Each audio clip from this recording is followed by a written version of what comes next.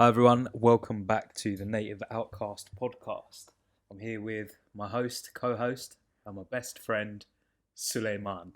Oh, thank you, Baisab. That's very, very kind of you, Saf. What a way to introduce me. Yeah, I'm feeling kind today. Yeah, nice. What's going on? Nothing really, man. I'm just here, innit? Just here? Just the usual. Yeah. It's Saturday evening. Yeah. We're living it up. Yeah.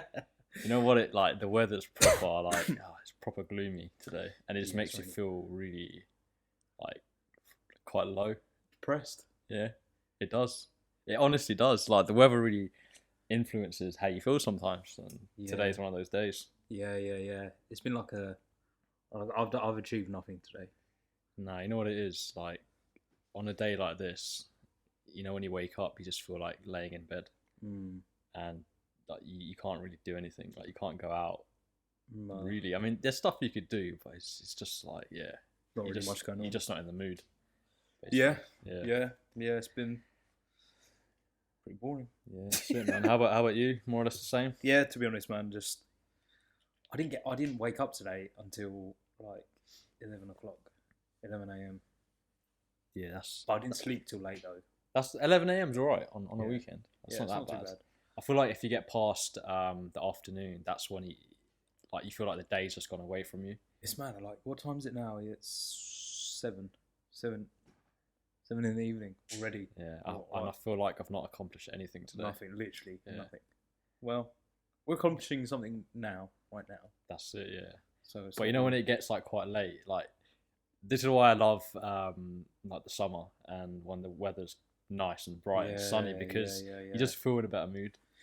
It's mad because during Ramadan, I'd probably this year, obviously the Ramadan just gone. I say just gone. It's been a while now. It's been like 4 or 5 months, hasn't it? Yeah, it's been a while. I'd probably be asleep right now, like right there where you're sat. Yeah. And I was telling you about the sunshine coming in. Man. I remember you saying. Man. And the clocks go back tomorrow as well. So if we were doing this tomorrow. No, but I think it goes back Sunday night. Okay, so if we were doing this on Monday, if it's 7 now, what would it be? 6? 6, yeah. Okay. But is that a good thing or a bad thing? It just means it gets darker quicker. So the days are shorter. Yeah. Yeah. Which is, what can you do? The good thing on the plus side, though, the one thing I love about winter is winter drip. Love my coats, love my jackets. Yeah, you do actually. Yeah. I used to be into it, but now I'm just like, don't go nowhere. So yeah, that's another point as well, because of this lockdown situation. There's not really much you can do. Everything closes early. You can't go out more than 6 people. Yeah. So it's just a bit literally pointless, isn't it? It's a bit depressing. Yeah, I know, man. I wonder what the winter's going to be. Well, the summer's the worst part of it, of like lockdown and coronavirus and all that. So if we got through summer, and to be honest, it wasn't that bad. I don't know. Like, I feel like both summer and winter's got its benefits and drawbacks. Like, with the summer, it just feels depressing because you're stuck indoors when the weather's nice.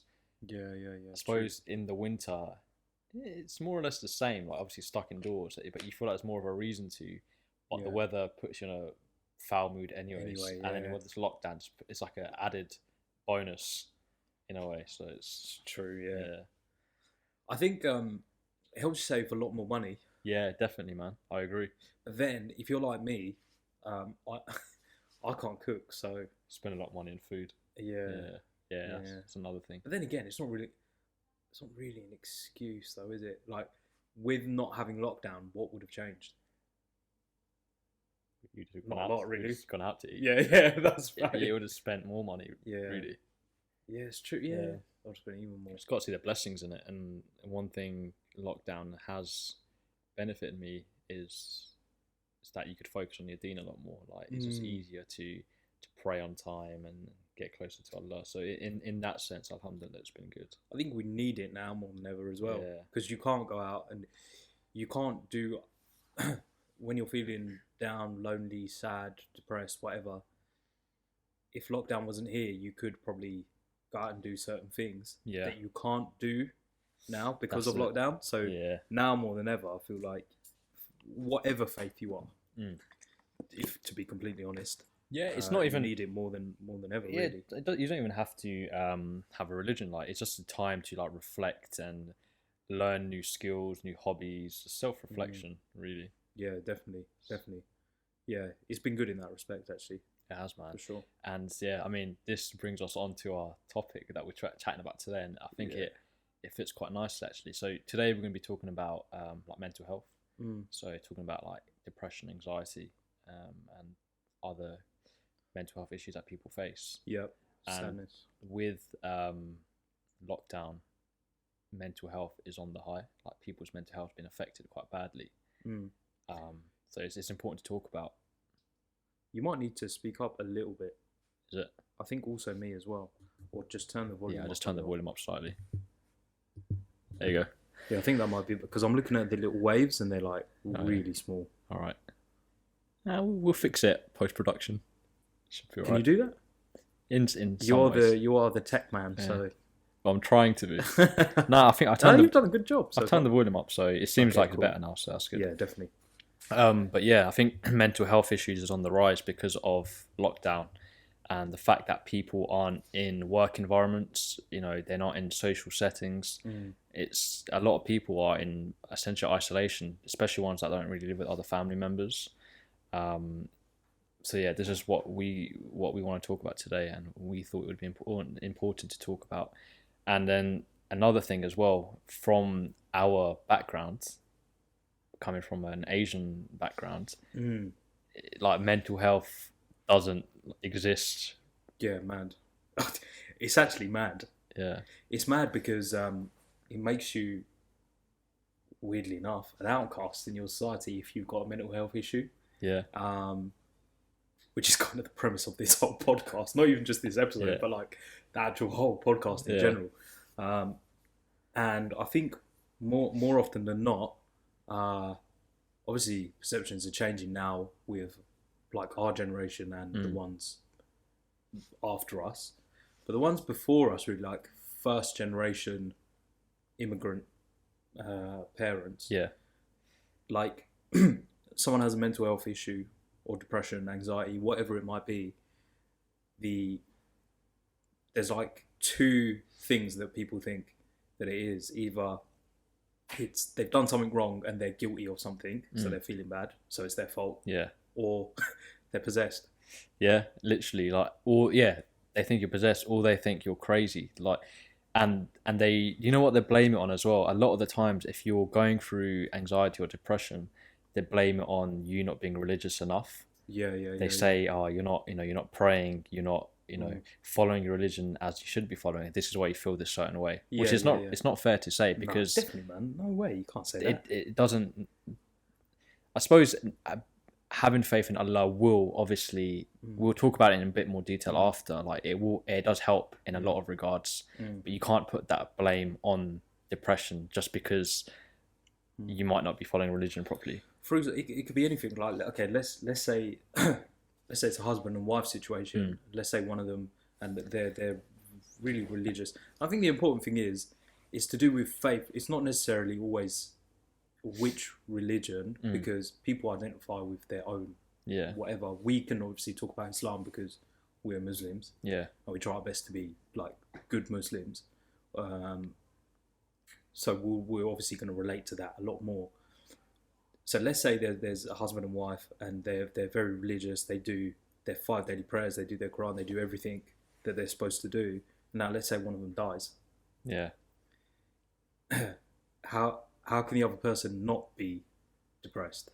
It's a natural feeling. Like, these people, but it's not to say, oh, you need to be a better Muslim, because they're already doing pretty good. Like, they're already doing everything they should be doing. Yeah. And we can all do more, but you can't say, oh, you're feeling like this because you don't do this. Because more time, they're kind of doing everything. And I think it comes back to the point where within Asian culture, the older generation don't identify mental health. They don't identify depression. It doesn't exist to them. But do you think that that's probably got to do with, because when they were like growing up in like their learning years, because there gets a point, I think, in everyone's life where, and it shouldn't happen, but I think it does, where you feel like you've learned everything there is to learn. So do you think during that phase of the critical learning years, the terminology we use for mental conditions and things like that didn't exist, or they didn't get taught it? Yeah, do you think it is based on ignorance. Like the fact that it wasn't really a term or it didn't really exist, they couldn't be taught it. Like for example, let's say like now, like split personality disorder, let's call it, is known as like bipolar or schizophrenia. Yeah. But when they were growing up, did those terms of bipolar and schizophrenia to even exist for it to have a meaning? Yeah. Like how do we define, like, how do you define something? You give it like a name or like a term, right? Don't you? So even though the problem is there or a situation exists, you can't call it anything without giving it a name. Yeah. So you almost like don't know how to explain it. Very much how I don't know how to explain what I'm saying. Yeah, like, I know what you mean. Like during like for example, our parents' generation, when they're growing up in Bangladesh, those terms didn't exist. Because it didn't exist, people don't know what it is, and they automatically blame it on you're possessed, or because they can't, in their minds, they just can't like fathom that this might be a thing. Like it could be an actual thing. Yeah, they just automatically. That is like the root cause of education. That is the root cause of mental health not existing in Asian culture. But then, because of that, now our parents, like in this generation, like if you or me, for example, going through depression, they wouldn't identify it because they grew up not knowing about it, not learning about it, not being educated in it. It's almost just passed down. But then again, they live in the modern world now, and I'm sure they hear these terms when they're watching the news or when they're at work and people are talking about it. Or but I just think some parents are stuck in their ways, and it's too late for them. And you can explain it to them, but I don't think they'll fully understand. Man. And I think we'll talk about in more detail how it is a taboo subject in our culture. Yeah, proper. But I think one important thing to note is like we're not obviously experts in mental health. To be honest, do you know? It's kind of off point. If we're not experts in most things, but if there was a thing, if there is anything, would you say you are an expert in anything? Nah, yeah, you're right. Actually, yeah, we're not really experts in anything. Right? In it. I meant like there must be something in an ideal setting. Like we would have wanted someone to come as a guest to talk about. Yeah. But the most we can do is talk about it from our perspective and our point of views. And I think you're an expert in being a really good friend. Oh no, you actually are legit. Oh, thank you, Saf. Yeah, you're a really good mate. So mashallah. I think you're an expert in being a nice guy. Oh, same. You too, man. Oh, appreciate it, man. Oh, mad. I would say I'm an expert at Football Manager game. Game. You're addicted to that. But no, I haven't played it in a long time. Actually, I go through phases. You know, I go through phases. It's like everyone's got skills. And I was gonna say you're a good. I'm not like gassing you up, but you're a good friend as well. Like thanks. And I suppose if we link it back to mental health, like it's important. Tell me something I don't know. All right, be humble, bro. I'm joking. But this is why it's important because you have to. Like, if anyone, you and me, for example, like we're talking about mental health today from our perspective, but I can't say to you that I've actually been through depression. Alhamdulillah. Likewise, we can't. So you and me can't really speak from the perspective of being depressed, but and alhamdulillah for that because we know how bad depression is. We've seen other people suffer from depression. It seems like a very downward spiral where once you're in it, it's almost like it's not impossible, but it's very difficult to get out. Yeah. Do you know what I mean? Yeah. Do you know what it feels like to me? The best way that I could, like, the way it looks like to me is, you know, when you have a dream, and I feel like everyone's had this dream. Let's say you're in a dream and there's something scary or whatever, and you're trying to run away from something, and you're running, but you're not moving.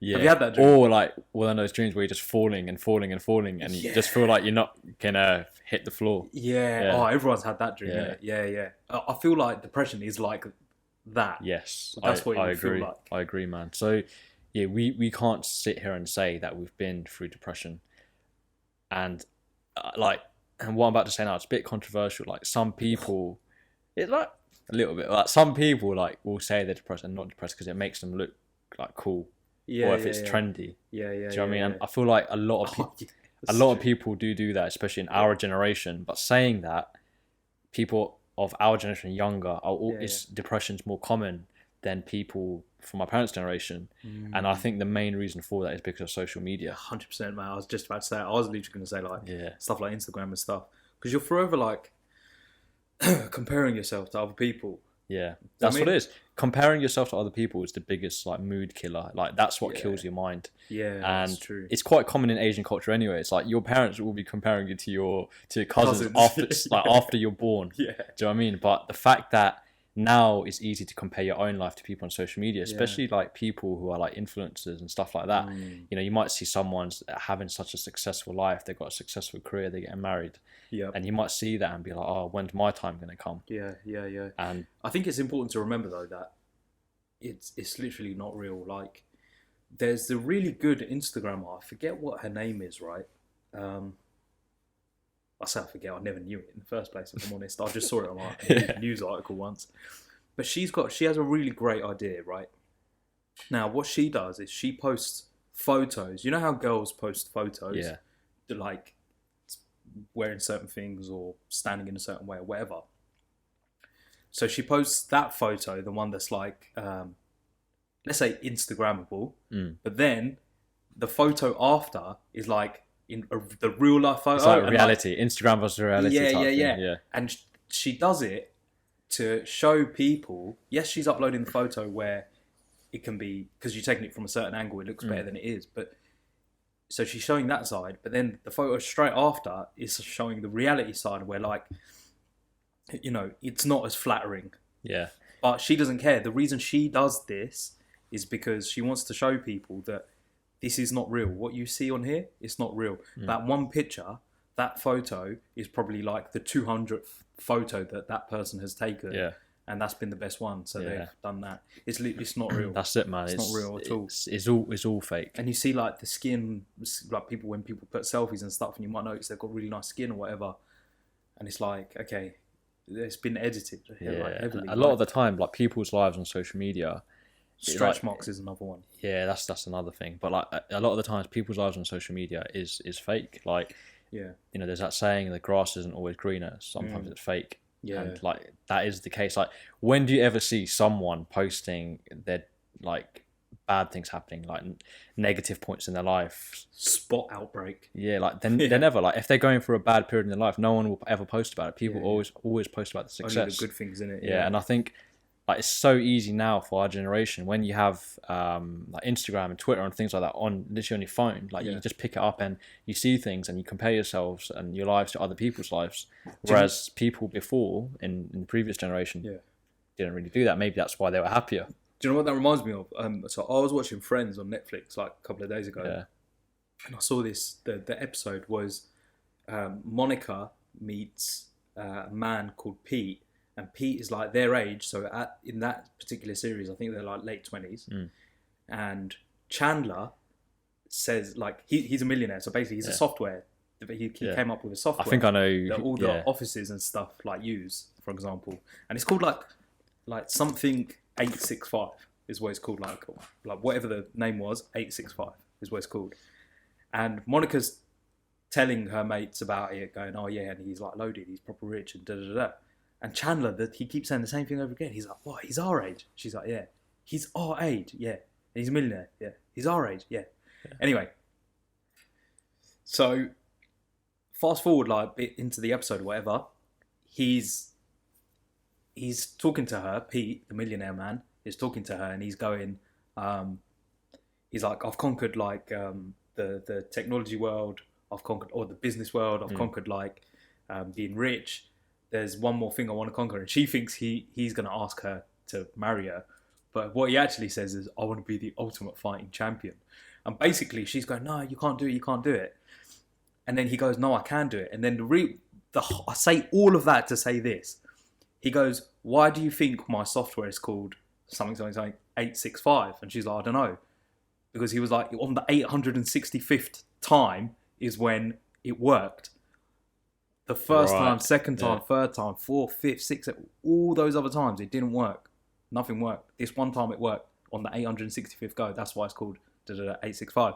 And that all leads back to that one photo you see has been taken like 100 times. Yeah. That one car that you see someone has posted up, that person has probably had about 100 failed initiatives before he found the one that enabled him to get that car. Yeah. So don't think to yourself, oh, like he's the same age as me, or she's the same age as me, and she's got all this, and oh, what have I got, and start feeling sad about it. No, that's literally not how it works. Yeah, you have to put the graft in. Yeah, you have to put the hard work in. Friends teaching us life lessons. Yeah, I was going to say, who would have thought? Yeah. You know, another thing on that point as well, you saying about like when, for example, if like someone our age has accomplished certain amounts of things, they're in a different position, and we're like stuck in another position or whatever.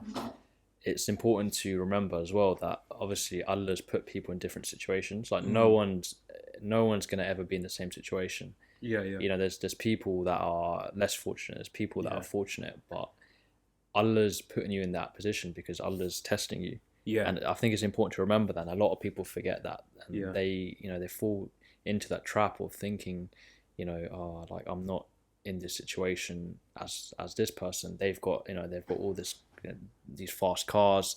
They've got a successful career.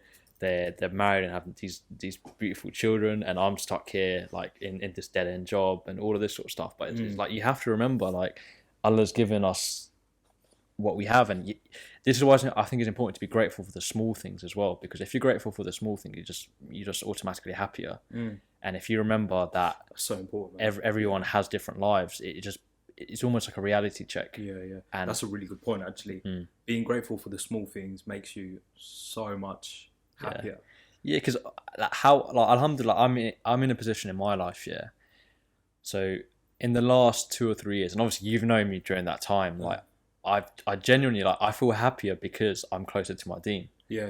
Like and the reason why I feel happy is because I'm grateful for the small things. Like I just think to myself, like, why should I be upset about like, for example, like not being promoted in my job when I actually have a job? I'm getting money, and whereas people in third world countries that are like selling, like sandals on the street and stuff like that. Do you know what I mean? And selling, when we went to Morocco, we saw kids selling like packs of tissue. Yeah. Do you know what I mean? And that just puts it into reality for you. Like, you know what? I am blessed. Like, why do I have something to be upset and ungrateful about when there's people suffering and in a worse off situation than me? If you know 100%. What I mean.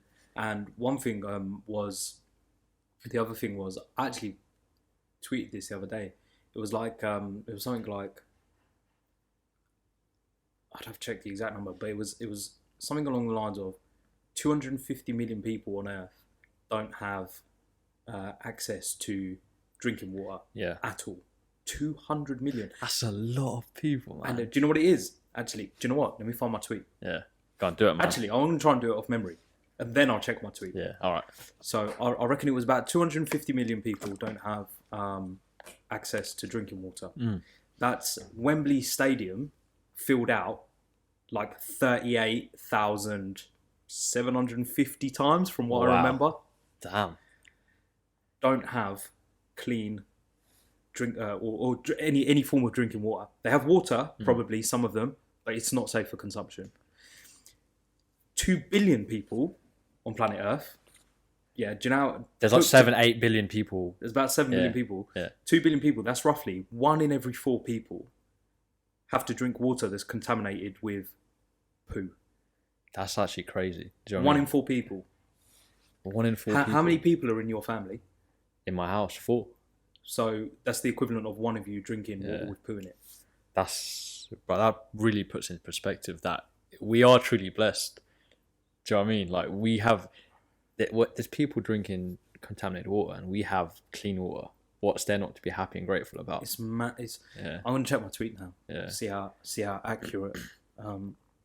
This is what I'm saying. Like, when you fall into that spiral, and like, obviously I haven't experienced myself, but I've seen other people close to me, suffer from depression, and they think they're not good enough. they feel certain symptoms, they feel low. Like, do you know what I mean? Like, you see them suffering, and when you ask them why they're suffering, it's because they feel like their life is not going the way that they want it to go, and it's not the same as any other person. 100%. But okay. Oh, sorry. Go on. But I was gonna say, like, but if you're grateful for the small things, it makes you feel a bit happier. Do you know what I mean? A bit more content. 100%. Yeah. Okay, so the 2 billion people, that bit was correct. The 1 in 4 thing was correct. I was completely wrong when I said 200 million. It's actually 785 million people. Wow. So you said that a lot less than it actually is. 785 million. Oh, okay. And that's the O2 Arena filled out 39,250 times. Wow.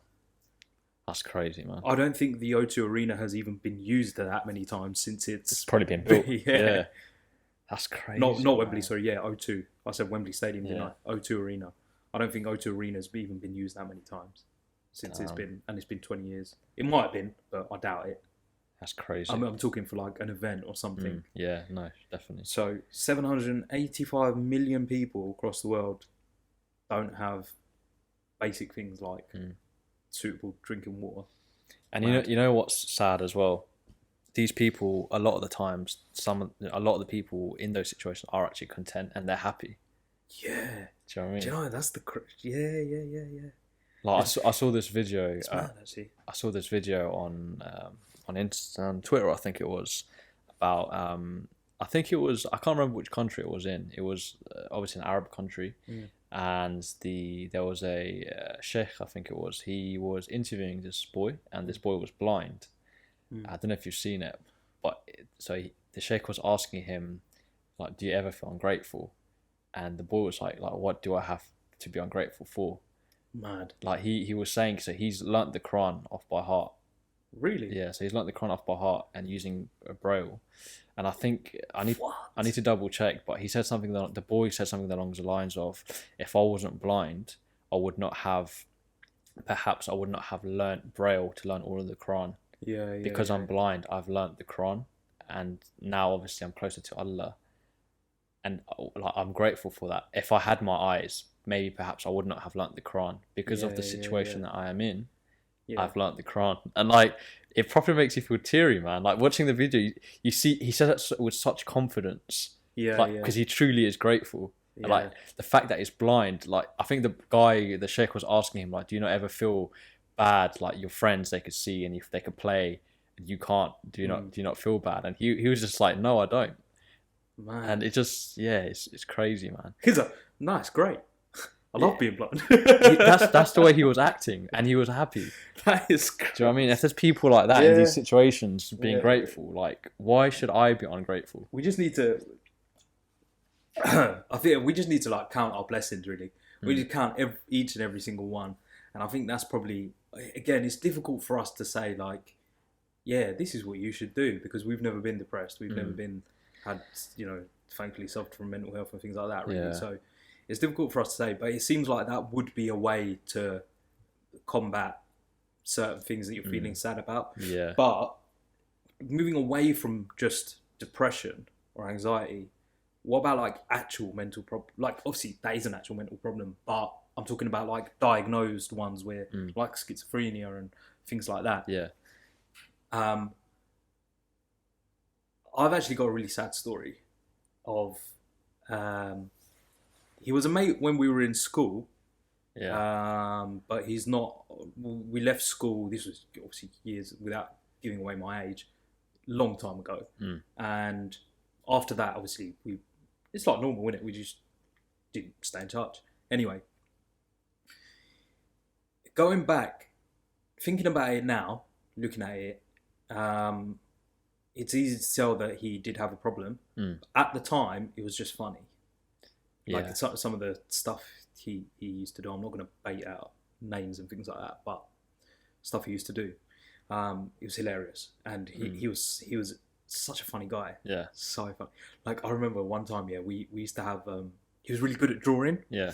And we used to have this maths teacher, and she had really greasy hair, like horrible, oily, greasy hair. Yeah. And this guy, he wasn't he wasn't very like concentrated towards his studies and things like that, because probably he had these issues that nobody picked up on. Yeah. No one. But looking at it now, it was like, how did no one pick this up? And especially when you're a kid as well, from your point of view, you would not. No, because in school you're just there for. I'm not gonna lie. Obviously, you're there to learn, but really, you're there for a good time, hang out with your mates, whatever. So anyway, maths class. He was an intelligent guy, to be honest. Like he wasn't stupid or anything like that. He was a clever dude. He just preferred putting his efforts into other things. Besides academics. Anyway, sitting in maths, really good at drawing. He's drawing his picture, whatever it was. I think he was drawing like Pokemon or something. Or whatever it was he was drawing. Anyway, maths teacher comes along, and she's this has got nothing to do with what I'm about to tell you, but it's just really funny, so I thought I'd mention it. And she was like, stop doing that. And she's put her hand on the piece of paper that he's drawing on to like try and pull it away. And he's like, grabbed the paper, and he's like, "Miss, stop it! You're getting all your grease all over it." It's funny, man. Can you imagine he's just like flicked his hand through his hair, like all that grease on it. It's like getting all your grease all over it. Anyway, that's nothing to do with the story. Anyway, fast forward to when we're out of school, we're done with college, university, all of that is done. And I'm catching up with some friends who weren't, they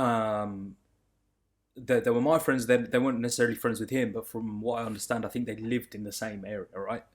And anyway, so my friend was telling me that basically what had happened is we'd all finished school, and he'd been diagnosed, like few years after finishing school, he'd been diagnosed with schizophrenia, which all kind of makes sense. And one night he was feeling suicidal. Right. So this wasn't the first time. It happened many times before. I don't know how many times, but many times. So one of his family members called or took him to the hospital, or called an ambulance, whatever, sitting in hospital. They got there late at night, and there were no beds available. So do you know what they had to do? They had to wait in the corridor all night. Really? Apparently all night long, for a bed to become available, while they kind of checked him out or whatever.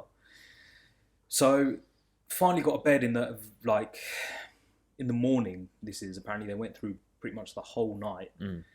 Got a bed very early in the morning, like 7, 8 o'clock, whatever. And his family member who was with him, obviously had stayed awake with him all night, had just drifted off. Right. In the time that they had drifted off, this person's family member, the person had found his way up to the roof of the hospital and actually just jumped off. Really? And unfortunately, he passed away. Oh, no. So this is how far mental health can go. Yeah, like this is why it's so important, especially within our culture, to identify and treat it, because otherwise it's going to lead to things like this. If you don't pay attention to it, really, obviously. And this was a situation where he had been diagnosed. I'm guessing, he'd been given medication and things like that, but it's like, a lot of is that enough? It's not, something like this has happened. Is that enough? Yeah. What I was going to say as well, like a lot of I'm not too sure how it works if you like inherit it from previous family members and stuff, but I think some things, but a lot of the times, like it's you kind of spiral into it. Like with depression, for example, like we're talking about suicide and stuff. Like it starts off with someone feeling low, and then they're feeling even worse and worse, and then they actually fall into the actual depression, and then from there they might start getting suicidal thoughts. So for people, it's like a well that's just endlessly like digging a hole, and it's getting deeper and deeper. This is why you need to like treat it early and identify it early, so that you could help people around you, basically. And like a question to you then, Asaf, I suppose, is obviously we haven't been through depression, alhamdulillah, but what things can we do, and what things would you do if for example, someone around you or close to you has started showing symptoms of depression, anxiety? Like what things would you do, and what things can we do? I think the first thing you should do is actually be proactive, not reactive. Actually check on your families and friends. Don't wait for them to come to you. Just check with them. Like, ask them the question. Are you all right? What you been doing? How's your health? How's your mental health? Especially if you know people susceptible to feeling a certain way. Yeah. So actually check in on them, because a lot of people don't want to, let's say they are suffering from it, a lot of people don't want to express that feeling to their family and friends because they feel like they're being a burden. Yeah. So and they don't want to say anything. You're kind of so you should, because you and me are quite similar. I think we're quite like this. When we feel like pressure from something, if someone asks us, "I need help with that," or whatever, we'll just be like, "Nah, I'm fine." Yeah. And you don't, like I said, you don't want to burden others, so you just kind of carry on. Yeah. Do you know what I mean? Yeah. So yeah. But I think a lot of people, that comes down to like strength of mind.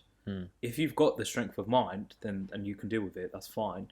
But not everyone can. Yeah. So I think all it takes for someone just to have the opportunity just to express their feelings, that part of it has to be unlocked by someone else actually asking them. So I think that's number one. That's the first thing. I think there are many things, to be honest. That's the first thing. Checking up on your friends and family. Checking up on your friends and family. Drop them a text, give them a call time to time, go see them, whatever it might be. Particularly if they have don't have any other like support system or whatever.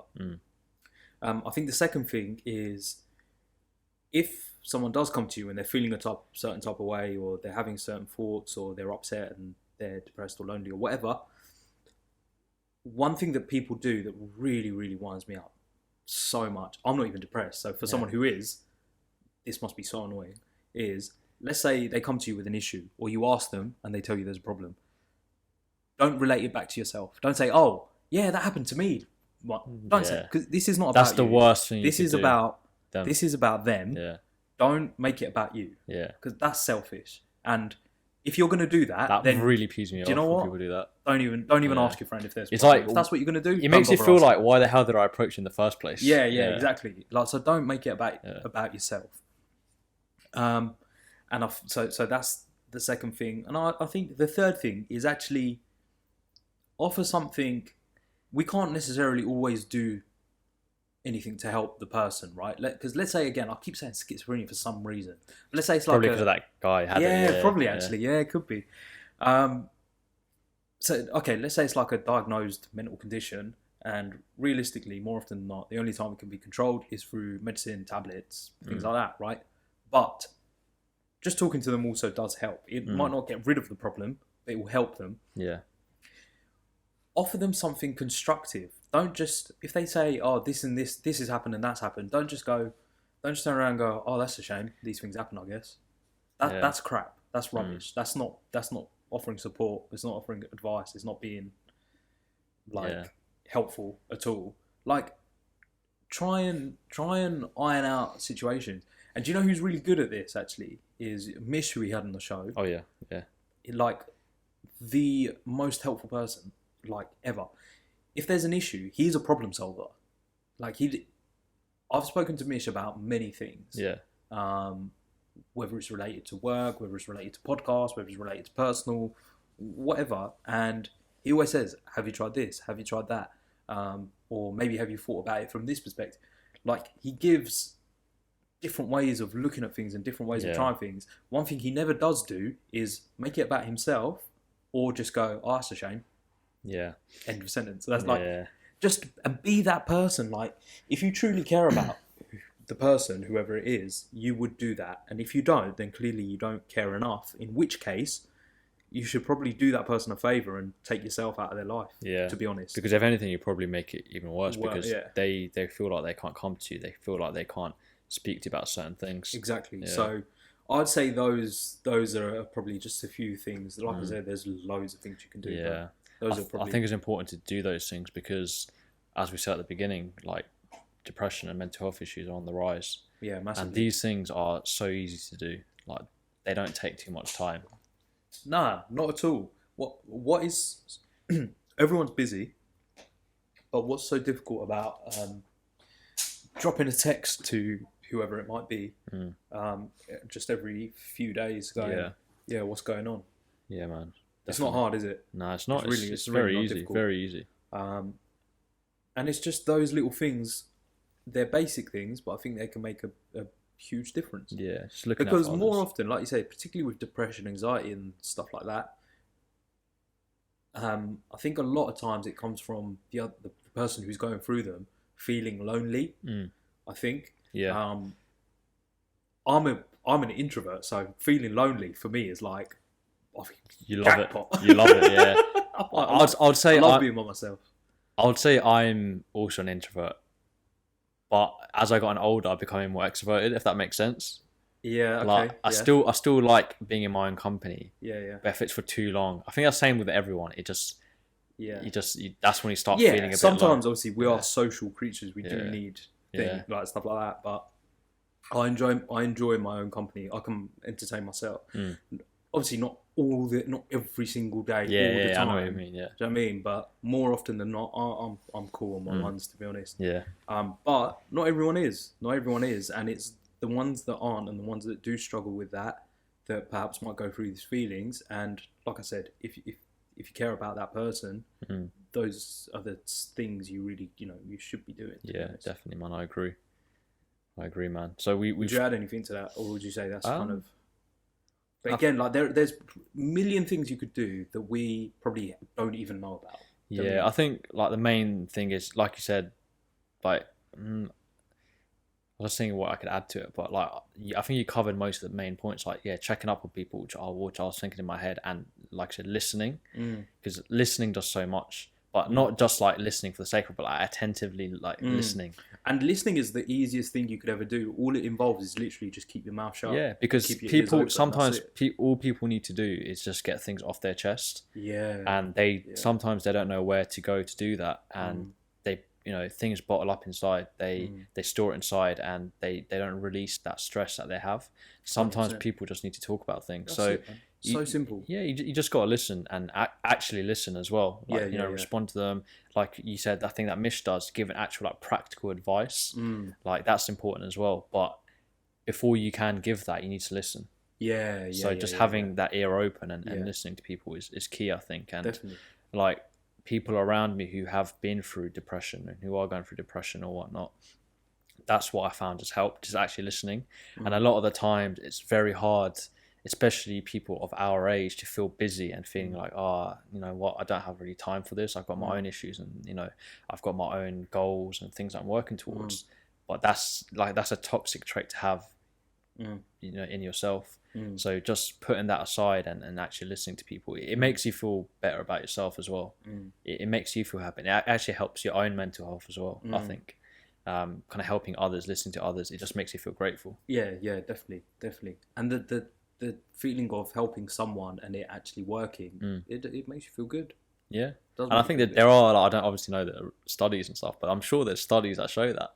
Probably, yeah. Probably. Helping others. It's like giving money to charity. How good do you feel after you give money to charity? Yeah, it feels good. Right? The same thing, no? Like helping others, being kind towards others, it just gives you a different level of peace within your heart. Yeah, and there's no denying that. Yeah, no, you can't. Definitely not. Yeah, 100%, man. 100%. Yeah. No, I agree. Yeah, it's mental health's a weird one. Like, I don't really know where to start or end with it. Like, because it's so big. It's like, this is why I feel there are like obviously like podcasts and stuff that specifically focus on mental health in itself. Do you know what would have been good is actually if we tried to find some before this episode, and maybe we could have what I wanted to like do for this one is just touching upon it initially. And it doesn't mean we have to end on this and not do any more episodes on mental health, because we could do other episodes on mental health. You could make a whole podcast about mental health. Singular.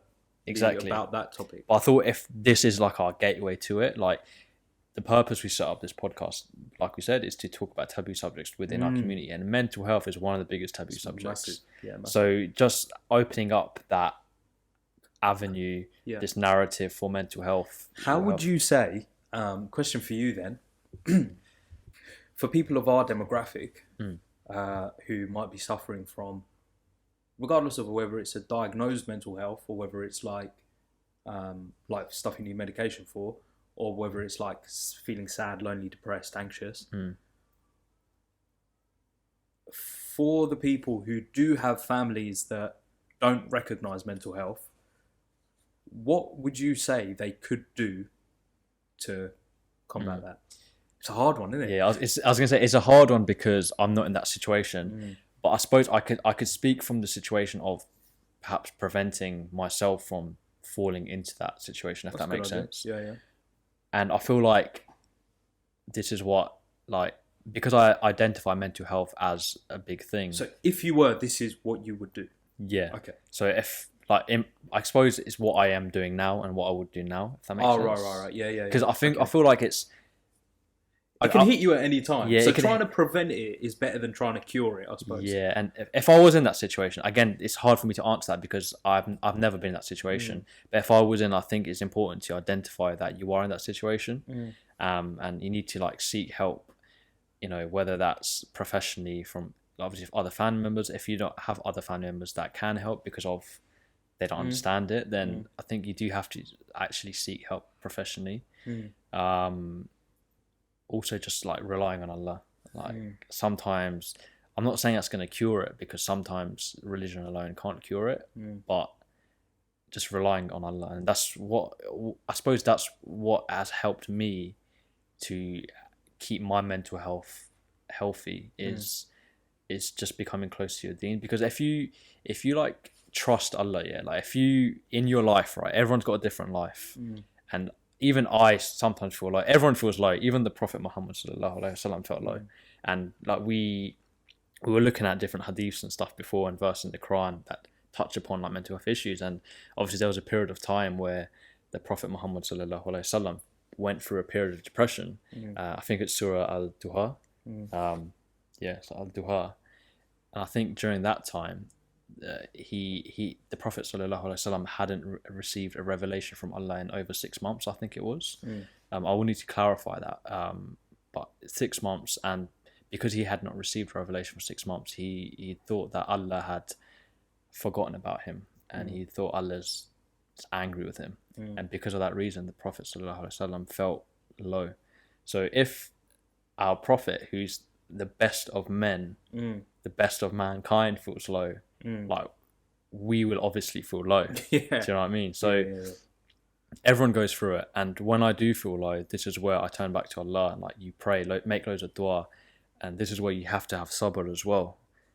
You know, Allah says in the Quran twice, with hardship comes ease. So if you think about that, it does put your mind at ease, because whatever situation you're in, you will overcome it. And you just have to be patient. You just have to be patient and just trusting Allah's timing as well. And they say as well, time heals all. Yeah. Or time is a great healer. Yeah. There are probably loads of quotes about time healing. Time is a great healer, but you do have to act upon that time as well. Yeah. And I feel like, for me personally, if I ever feel low and I feel sad, just turning back to Allah, like praying, making dua, like reading Quran. And I know it sounds simple, but it helps. And a lot of the times it is hard to do that. For people that aren't so connected to any kind of faith, or not have any faith or a singular faith at all, what would you say to those people? Like, what could they do? Because not everyone. I'm not saying what you're saying is wrong. You're saying it from the perspective of a person who does have faith. Have a faith, yeah. Right? But not or some people's faiths are low. Some people's are non-existent just because they choose. Obviously, that's not what they believe in or whatever. What would you... It's a hard question. I don't even know how I would answer the question I'm about to ask you. What I'm going to say, like I said, it's hard for us to answer because we haven't been through it ourselves. But it's difficult, man. But I suppose... keeping yourself busy is what I was going to say is actually like going to therapy. I think personally going to therapy, that's probably the best, should be normalized. Yes, because some people, and I think this is more probably I feel like this is more in the like Western culture. No, not even. Well, I suppose kind of like, I think in America a lot of people do this. And I think a lot of people who have like big or high pressure jobs, like in charge of companies, I think they do this. They don't even have any mental health problems, but they go to see psychiatrists just to talk. And that's what I was about to say. Like, you know how we go to the gym to exercise our muscles? Our brain is a muscle. And great point. You need to go to see a psychiatrist or a therapist to just talk Yeah. And even if you're not going through something, it's healthy to do that because it's basically like you're training your brain. Yeah. And yeah. This is what I'm saying. So I suppose to answer your question, whether of the fact, so regardless of the fact you're actually going through depression or not, is actually healthy. Yeah, just going to see a therapist or a psychiatrist. Yeah. And it's like I said before, a few minutes ago, trying to prevent it is always better than trying to cure it. Because at the end of the day, I personally think like how your mindset is affects a lot of things. You could be in a very bad environment, and if your mindset is weak or it's not a certain way, that environment's going to affect you, and it's going to affect your mood and your mental health. But if you're mentally stable and if your mindset is in a certain way, then you can tackle it. You can endure the environment and the issues that you have in your life. Yeah, definitely agree. Going back to probably more within our own realm of what we understand, I think one thing that Asians, and I think from what I've seen also actually in the African community as well. I'm not African, so I can't really talk like that. I've seen that ethnic environment, like yeah. Arab, African, Asian. Can we just stop going like every single time something happens? Like, can we just stop going, it's Nazar or it's Evil Eye? Oh, yeah. Do you know? And I can't back this up right now, but if anyone wants to challenge me on it, they absolutely can, and I'll go to the effort of backing it up. Want some smoke? You ready? I have seen a very well-respected scholar turn around and say, all these times bad things happen, everyone always says, it's Nazar, it's Evil Eye, or it's this, or it's that. It's not. It's really not. Yeah. It's not. If you have Nazar, or you have Evil Eye, or you have people doing certain things to give you a disruptive life, you really will know about it. Like, truly. Yeah. Not every single bad thing that happens to you is Nazar. And more often than not, he actually said, more often than not, it's your own personal test. Yeah. You know what it is as well? It's not Nazar. And it's not Evil Eye. And it's not like magic. It's not. No. It's not. Do you know, just stop. And a lot of the times, stop romanticising it as well. You know what I mean? Yeah, like I say that it's probably a bit extreme, but stop making it into like a thing. You know, because I've seen that many times as well. Yeah. Like, that's not happening to you. Just stop. You know, you'd have to have an actual, like a proper enemy or someone that really deeply hates you to go through all of that effort to do all of this. And most of the time, if you're leading an everyday life, you're not going to have that. And let's also remember, nothing, whether it's good or bad, happens unless it's by the will of Allah. Yeah, exactly. This is what I'm saying. And unless you're, like you said, like a really, really bad person, I find it very, very difficult for Allah to will all of these. If you're doing all the things, bad things, if you're doing all the things a Muslim should do, do you know what I mean? You're praying, you're reading Quran, you're reciting different surahs. You're going to be protected by Allah regardless. It's just so mad how I've seen so many times where I'm like, something happens, like okay, two people break up, marriage, break up. It's got to be Nazar, isn't it? No, it's because they've probably got. What else is it going to be? Sure, what? What do you mean? It's that they don't like each other anymore. Are you stupid? It can't be that. No, it's definitely black magic. Those people. What do you mean they don't like each other anymore? That's not possible. You know, the people that think that are the ones that don't believe in mental health issues. It's the same. They're the same people. Like, people can't fathom that actually perhaps two people just don't get along with each other. Yeah. And that's why they're broken up. That's it, man. It's quite simple, isn't it? It's that mindset again. It's that toxic mindset that we have. It's mad. It's actually crazy. What do you mean I punched a wall and I broke my hand? No, that's not possible. That's definitely Nazar. It's Nazar. Nazar made me do it. What do you mean I sell drugs and I got caught, now I'm going to prison? That's not possible. Definitely is Nazar. It's people rely on it too much. People just use it as a scapegoat. At the end of the day, you've done an action, whether it's calling a spouse a name, having a really bad argument, not sticking to your end of the bargain for what a marriage should be, or whether it's you've done 120 mile an hour on the motorway, been clocked by a speed camera, and then you get a speed ticket and go, oh man, someone's done black magic on me. Yeah. No, it's just you doing something you probably weren't supposed to do. That's not the good like if you have that mindset, you're setting yourself up for failure. Do you know what I mean? So man, I've literally seen people use that as an excuse, bro. When I tell you, for everything. It's common, bro. You see it all the time. You see it all the time in our culture. Doesn't. Yeah. If that has happened to you, or is happening to someone around you, trust me, you're gonna know about it. Yeah, you're gonna know about it.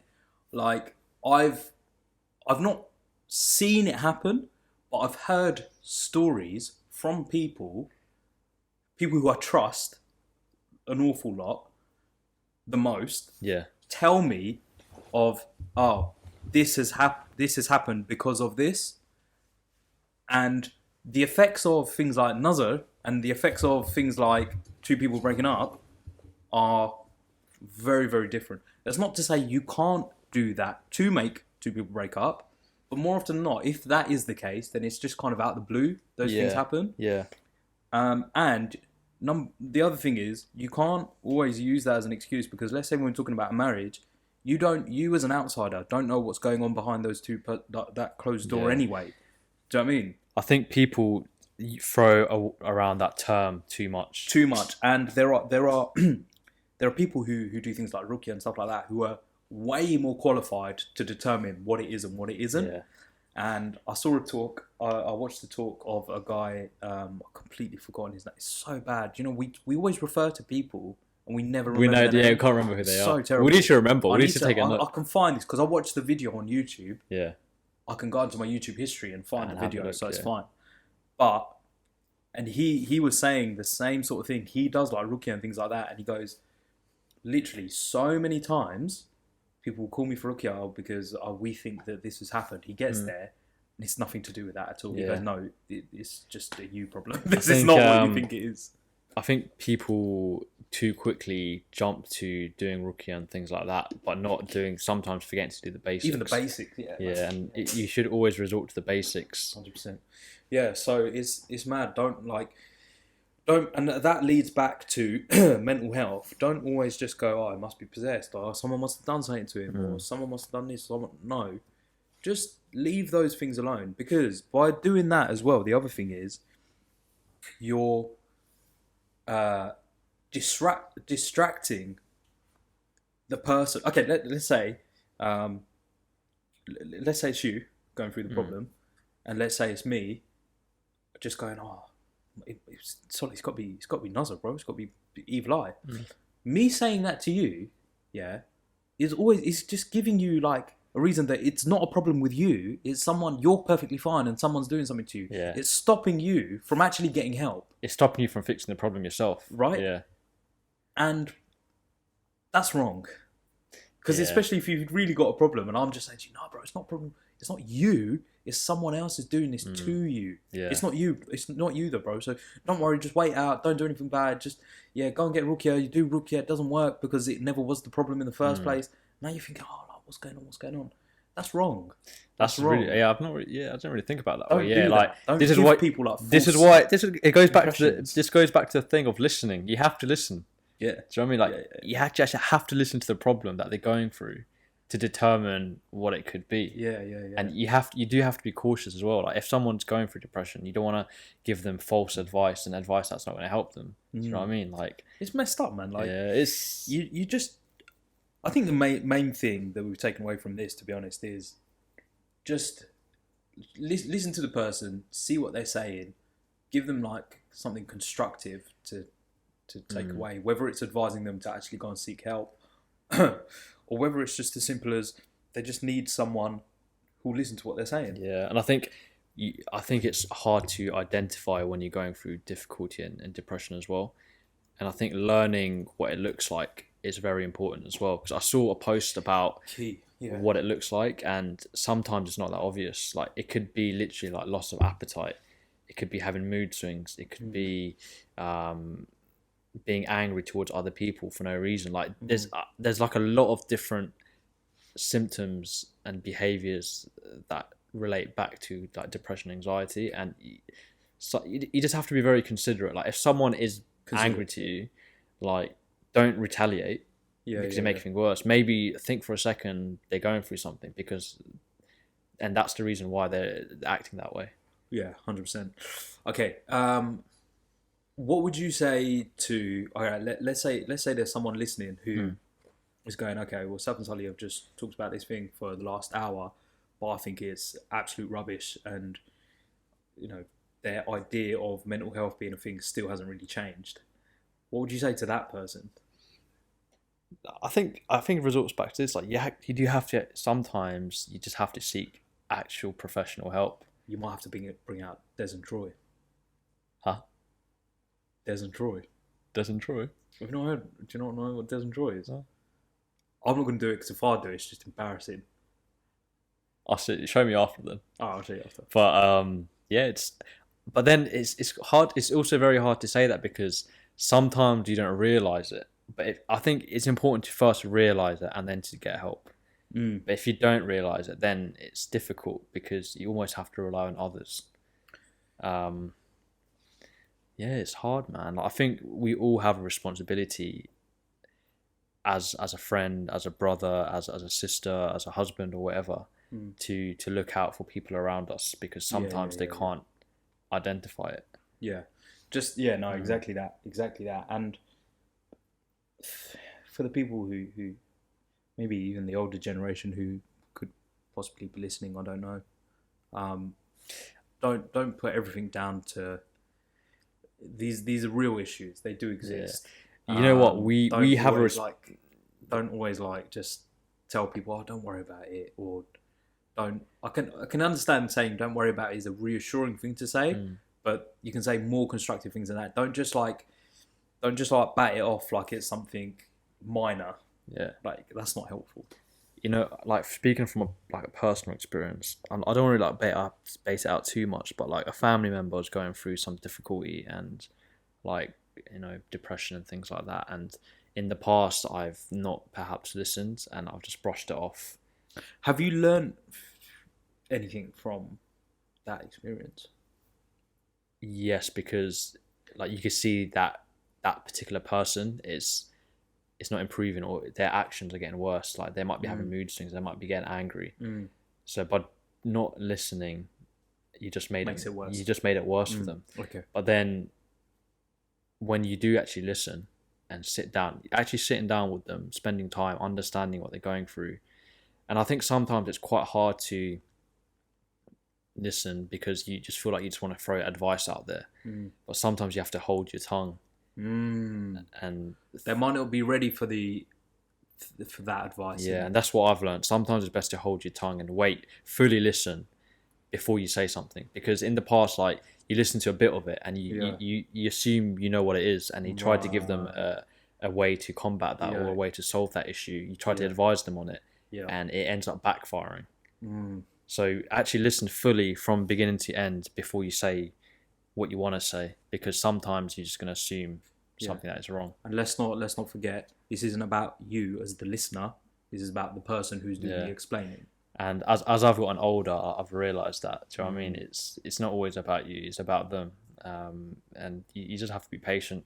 Yeah, and for sure. I think another thing to touch upon as well, like I think sometimes we need to identify as well, like for the sake of your own mental health, you need to realise you can't always help everyone. Yes. So if you're trying to help someone and you constantly trying to help them and they just don't listen and it's starting to affect you, sometimes you do have to be selfish in that regard. And you just have to focus on yourself and 1,000,000%. not waste your energy and your time on that person. I know it's a horrible thing to say, but sometimes you do have to do that for your own well-being. It's very true. Yeah. It's very true. Because at the end of the day, the other person's depressed, you're trying to help them, they're not listening, you end up getting depressed. Like, two people being depressed is worse than one person being depressed. So let's not... like, for sure, I agree, I'm all about being kind and helping others. Like, that's just the type of person I am. But you need to... There's a point where you have to realise, like, if what you're trying to do and your advice is not helping them, then you just have to give up. Almost. If you've exhausted all avenues and it's like it's just not working and it's like banging your head against the wall, yeah, you're 100% right, man. There's got to come a time where there's nothing you can do. Like, you can't help someone who doesn't want to be helped, and you can't help someone who doesn't help themselves. Now, there's different ways to look at both of those things, but it's like, when people, right? They say the first step for addicts, like drugs, alcohol, whatever. The first step to recovery is admitting to yourself that you have a problem. So once you've gone through the process of identifying, these are the symptoms. Do I have these or some of these? Yes, I do. Do I think I might be depressed or mental health? Yes, I might. You have to have that conversation with yourself as well, as the person who's going through the trial.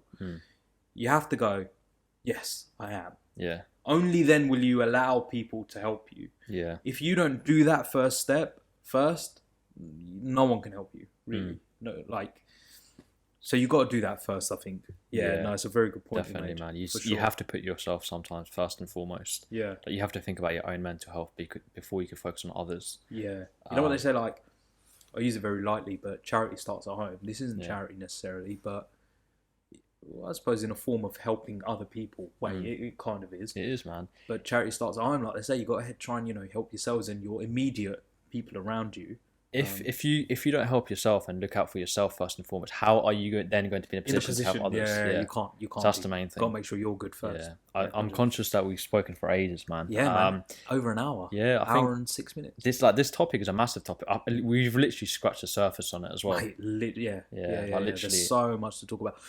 What might be really good actually is if we try and get like an actual professional. Someone who has more expertise in this field, because there's so much you could talk about. Try and do that actually. Yeah, we'll look into that. Like, there's so much you could talk about. There's like individual mental health issues like depression to talk about. There's anxiety. There's like schizophrenia and stuff. There's talking about it from like a religious perspective as well. We've touched upon some of it. Like, there's so much to touch about. But to like summarize it all, I suppose, should we summarize like what we've spoken about, perhaps? Yeah. Do you want to go first? Yeah, so we've spoken about like if someone is going through depression or mental health issues, how we would help them. So looking at it from like the outside perspectives, not necessarily yourself, but others. So we've focused on that, and we've talked about things that we would do personally to help that person. Yeah, for sure, agree. So I think like if you're a person trying to help someone, just remember a few key things. Make sure you check up on them, see if they're all right. Actually listen to what they're saying and give constructive advice, not things like, oh, that's a shame, but don't worry, everyone goes through it. That's not constructive. Yeah. So those it's about them and not you. It's about them and not you. In terms of talking to a person who might be the actual sufferer of the topic we spoke about today, be honest with yourself. And allow people in to enable them to help you. If you can't help yourself, you got to be honest with yourself, and you deserve to at least give yourself that. Yeah, and then the other side of it is taking measures to prevent yourself from suffering from depression. So as a person, and this is more applicable to us, not suffering from depression, not alhamdulillah, not having suffered from depression, is how we would keep our mental health healthy and how we would avoid falling into depression. For sure. We talked about, religion. Like, obviously not everyone has a faith, but from us personally, like, we focus a lot on our religion and going back to Allah, praying, making dua, reading Quran. It helps to have something to believe in. Yeah, and like for sure, these concepts within Islam as well, but having sabr, believing in the tawakkul of Allah, like really like understanding these topics within Islam really helps. Also, we talked about actually going out and seeking help, even if you're not suffering from depression, like going to see a psychiatrist or a therapist, because you're training your mind, you're exercising your brain. So we've spoken about that as well. And I think lastly, to the person or people that might be ignorant to mental health, don't be. It's proven. It's science. It's factual. Yeah, it's factual. What are you going to do? Argue with the world's best scientists? Yeah, I think we on your own. I think we have a responsibility as as Asians, as Muslims, as Bengalis, we have a responsibility, I think, to educate our elders and the older generation, whether they are parents or grandparents. Yeah, respectfully. Yeah. Don't get into arguments. Yeah, that's what I'm saying. But I think we do have responsibility, because at the end of the day, inshallah, like when we have our own families, like we will identify mental health, and we will do everything that we can that that ourselves and our future children, inshallah, don't suffer from it. Mm-hmm. So, but before we could get there, we have to deal with what we have now, which is like our parents, our grandparents, and the older generation. For sure. Cool. Let's wrap it up. Yeah, man. We've been speaking for a long time. Almost an hour and 11. Yeah, man. Yeah, cool. Sweet. Thank you everyone for listening, and hopefully we'll be back. Have we got a plan for next week or not yet? We have. Let's keep it a secret though. Let's not say what it is. Cool. We've got a good plan. Nice. Thanks everyone. Take it easy. Yeah. Assalamu alaikum everyone. Take care.